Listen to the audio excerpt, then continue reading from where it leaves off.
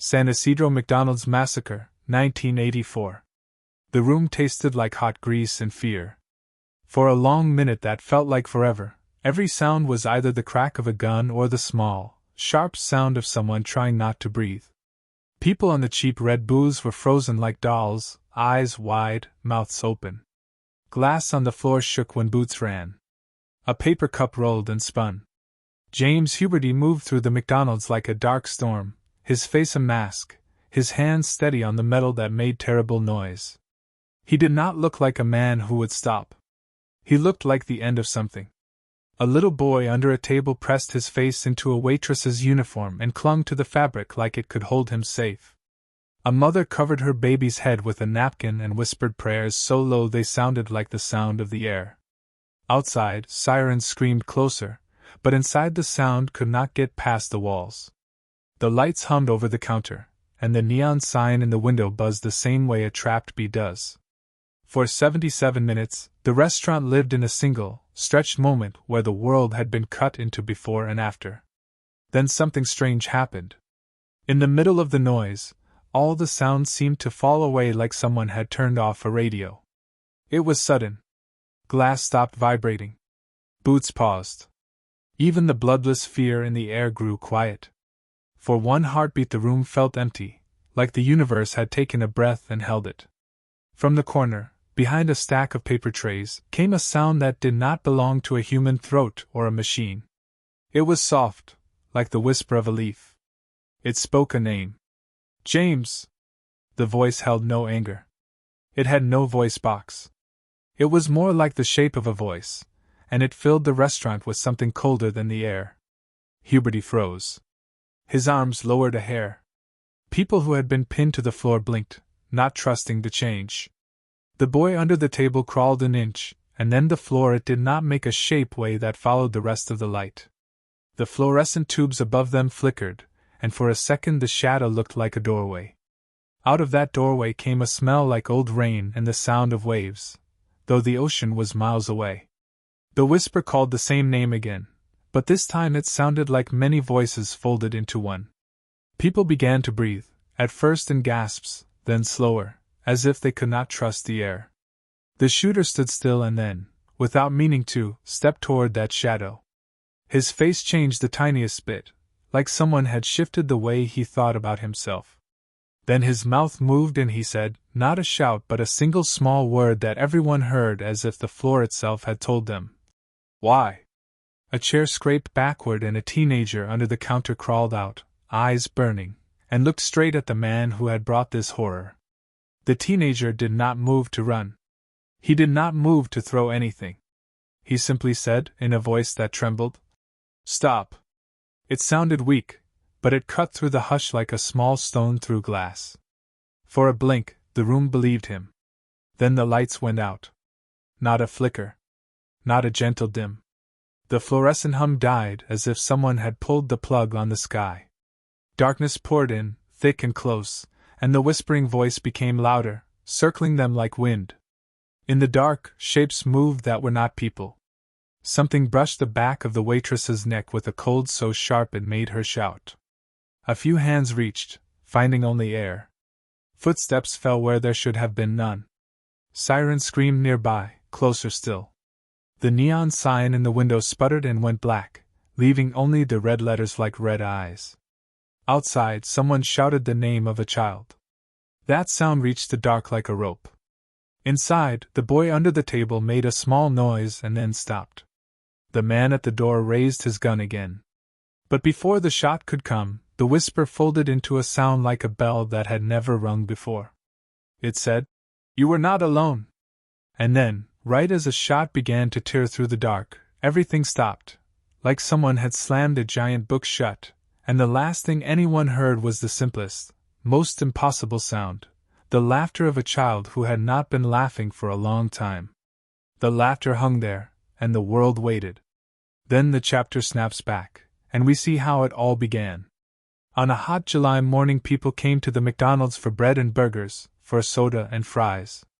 San Ysidro was a town that sat at the edge of the map, where cars came and went and people were used to the steady hum of life.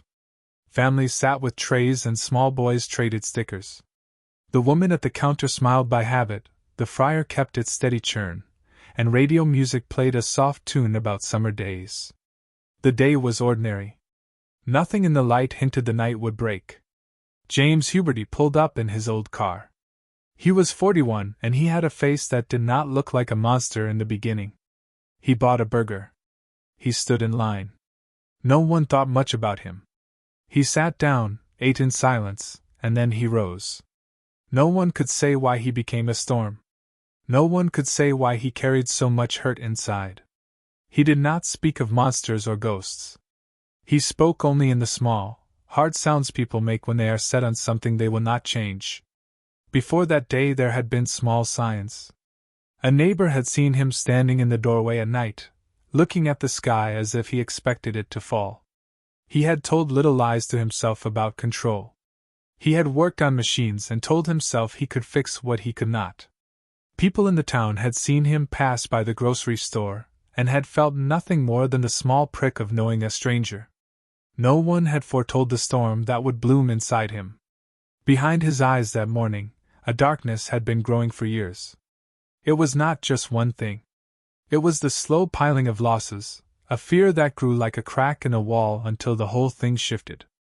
He had been alone on many nights, and he had listened to the world go by without him. In his hands, metal and the pull of a trigger promised the simplest answer to the loud confusion in his head. Inside the restaurant, laughter turned to screams in a heartbeat. Then, when it felt like the end of all things, the whisper arrived, soft and patient, like rain on a roof. People did not know where it came from.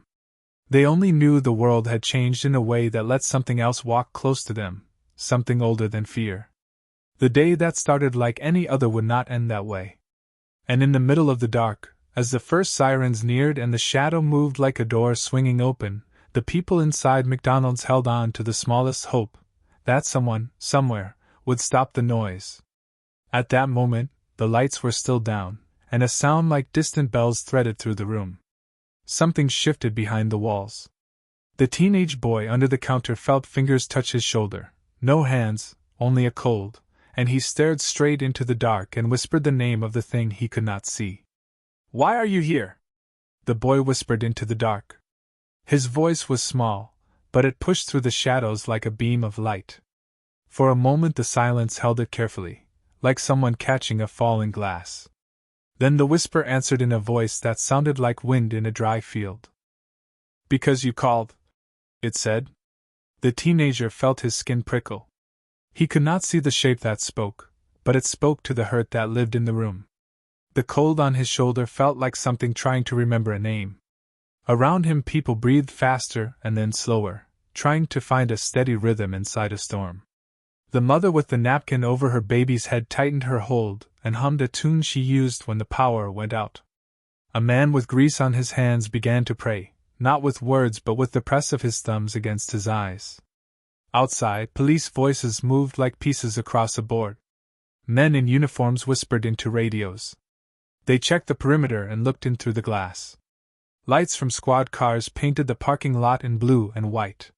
For the people inside, the world had narrowed to the length of the building and the beat of their hearts. Time was not steady. Seconds were long ropes that did not snap. The shooter, James Huberty, stood near the counter. The gun in his hands trembled once, then again. He looked small in the dark and huge at the same time, like a shadow that had been stretched until it was more than it should be. He swayed, and his breath came out in sharp little sounds. He did not understand what had opened in that room. He had not planned for another voice to answer the noise he made. He had planned control, but the control slipped from him like oil on a hot pan. A police negotiator's voice moved through a megaphone, calm and measured. "This is the San Diego police. Put down your weapons. Come out slowly." The words were plain, but they collided with the thick air inside the restaurant and only reached the edges of people's minds. Huberty looked toward the door. For a moment he seemed to listen, and then another part of him pulled away. He gripped the gun like a child clutches a toy that has become dangerous. Near a window, a man in a yellow vest, an off-duty worker who had run towards the sound, pressed his face to the glass and mouthed the names of people he knew inside. A young woman in a uniform crouched by a booth and counted heads in her mind. Everyone tried to measure who still breathed.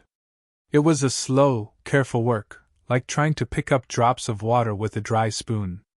The whisper moved like a cool hand through the room, touching people who were alive and those who had been struck. It did not make things right. It did not reverse what had already been done. But it did something else. It made memories step forward. A father remembered a laugh he had heard in a summer field. A cashier thought of a song her mother used to sing. Even the boy who had asked the question remembered a day when he had not been afraid.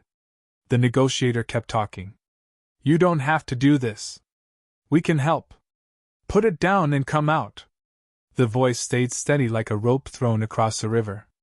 Huberty's hands shook and then steadied for a cruel second. He looked up as if seeing 1,000 small things at once. The whisper swelled, and within it came a sound like children singing. It was too soft to be heard by anyone outside the walls, but inside it was loud enough to cut the air. Then a single shot rang out. It tore across the room like paper being ripped. People gasped and dove. A tray flew from a table. The boy under the table pressed his face into the floor and counted backward from 10 because that was all he had learned to do to stay small and safe. The negotiator yelled, the sound jagged now. Outside, people screamed. Inside, the world broke into noise and then folded into itself. For a heartbeat it felt like the worst had happened. But then a new sound came, sharp, metallic, controlled. A rifle barked from a far building. The police sniper had taken a single, measured shot. Time moved in a different way then, quick and thin, like a thread pulled tight. People watched the shooter slump. It was the end they had been trying to reach, the ending they had hoped would close the book. Huberty fell backward, his body making a sound that was both human and empty. The gun slipped from his fingers and clattered across the tile. The neon in the window sparked, the lights flickered, and for a moment everyone thought the nightmare was ending. The boy crawled out from under the table and sat on his heels, his legs trembling like fresh leaves. Someone outside cheered and cried at the same time. But the whisper did not stop. As the rifle's echo faded, the shadow on the wall did something the room had not expected. It moved like a person who had been waiting a long time and finally stood up. The dark did not fold the body on the floor. Instead it flowed through the cracks in the tiles and the seams of the door. It smelled of rain and ocean and something older. The laughter of the child, soft and terrible, rose again and did not sound like sorrow or comfort. It sounded like a key turning in a lock. A policeman moved toward the body, radio clutched to his chest. He bent down, reached for Huberty's shoulder, and felt two things at once, the weight of a man and a cold that was not from the night air. His radio hissed with static, and in the static there was a whisper of a name that none of them had spoken. The officer's hand began to tremble as if the whisper had put a hand on his wrist. Someone shouted that help was coming. Someone else said to stay back. The light over the counter buzzed and then grew steady. In the doorway a neighbor who had run in with a blanket began to cry, not only for the fallen but for the invisible thing that would not leave. Then the child's laughter stopped, and a new sound filled the room, the sound of the front door opening from the outside. It was a small, ordinary noise, but it rang like a bell. All heads turned. A figure stood in the doorway, not by the police cars or the crowd, but inside the line of yellow tape and lights, wet from the air outside and smiling as if they had walked in from an ordinary day. They held something in their hands that glinted like metal. Before anyone could move, the figure spoke in a voice that was too calm for the room. "You called," they said, and the words matched the whisper that had haunted the place. The officer at Huberty's side looked up. The world narrowed to the shape in the doorway, and then, from deep inside the shadow under the counter, a hand, no older than a child's, slid out and grabbed the figure's ankle. The figure did not stumble. They looked down, and the smile on their face widened. "Not yet," they said. The figure in the doorway did not flinch when the small hand wrapped around their ankle. Instead, they simply tilted their head, as if listening to a secret only they could hear. The police officer near Huberty's body rose slowly, unsure whether to shout, step back, or reach for his radio. Everyone in the room seemed frozen again, caught between fear and the strange calm that followed the gunfire. The whispering voice, the one that had drifted like cold wine through the restaurant, pulled itself together in the shadows. The sound grew soft and low, like a tide pulling away from shore. The shadow on the wall faded and then gathered behind the childlike hand still gripping the figure's ankle. The figure crouched down, meeting the shadow face to face. "You were never trapped here," they said. "You were only waiting." The shadow seemed to breathe. Then, slowly, the child's hand loosened, slipping back under the counter as if returning home. People began to cry, not from fear now, but from release. The teenager who had spoken up earlier rubbed his eyes, the memory of the whisper already beginning to thin like smoke. The mother pulled her baby close, feeling warmth again in her fingers. Even the friar's steady hum returned, soft and harmless. The figure stood up and stepped back toward the fading shadow. Their shape flickered like someone wiping dust from a window. Their smile softened, no longer eerie, just sad. "This place held too much pain in 1 hour," they said. "But pain does not stay forever." The lights blinked once, then steadied. The buzzing neon outside flickered back to life. The smell of fries and salt and cold sodas drifted into the air again. The restaurant, the scene of terror, fear, and impossible whispers, felt like itself for the first time since the day began. The figure walked toward the far corner of the restaurant, where the shadow still lingered like the last trace of a storm cloud. They extended their hand. The shadow rose, stretching tall and thin, then folded itself into their palm like water disappearing into dry soil. The strange, calming wind faded with it. When the figure turned back toward the room, they looked almost ordinary, like someone you might pass on the street and never notice. They stepped through the door, out into the parking lot's bright police lights. No one followed. As they crossed the yellow tape, the officers outside blinked in confusion, unsure when that person had entered the building or why they seemed so calm. But when they turned to look again, the figure had already blended into the small crowd, then into the night beyond it. Inside, paramedics and officers finally moved in. They helped the survivors, carried out the injured, comforted the families who had been waiting outside with shaking hands. People spoke softly, trying to make sense of the impossible hour they had lived through. But none of them mentioned the whisper, or the shadow, or the figure in the doorway. It wasn't because they were afraid. It was because the memory was already fading, dissolving like fog in morning sun. Only the boy who had asked the first question remembered clearly. As he stepped outside wrapped in a silver emergency blanket, he glanced back at the restaurant. For a moment he thought he saw a small hand waving from under one of the tables, gentle, peaceful, and ready to rest. The boy blinked, and the hand vanished. Days later, when the building was cleaned, examined, and finally closed down, workers reported a strange calm in the air, like the building itself was resting, exhausted but finally quiet. No more whispers. No more shadows. Just silence.